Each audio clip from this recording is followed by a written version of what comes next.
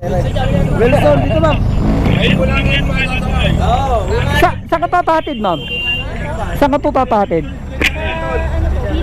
Lagpas na Cardinal po. Cardinal Hospital, lalagpas lang. Sabi niya, ako na. Ito mama.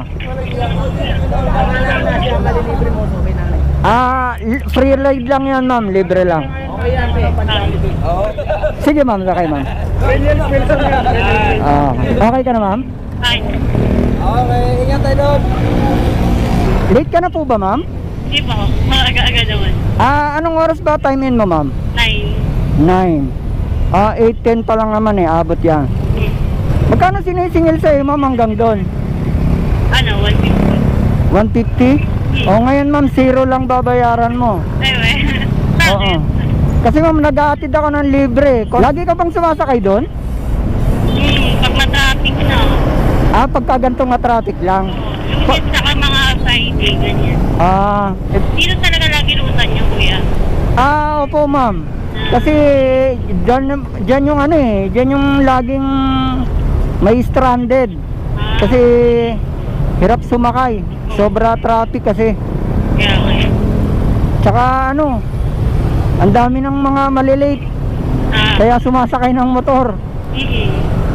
Malilate ka na rin ba? Kaya, Yun yung mga priority ko, yung mga malilate na. Ma'am, okay lang dito tayo duman sa Julio Vargas. Traffic kasi dyan sa may Ortigas sabi nyo eh. Oo, lagi nga ito. Kailan kayo nagsimula kayo mag-vlog, kuya? 3 years na rin ma'am eh. Ay, we. Oo. Nag-start parang pandemic. Oo, totoo yan ma'am. Wala kasi umagawa sa buhay ma'am eh. Kaya dahil lockdown, kung ano-anong mga pinagsusubukan ko eh. Nag-click naman. Saka na-enjoy mo naman.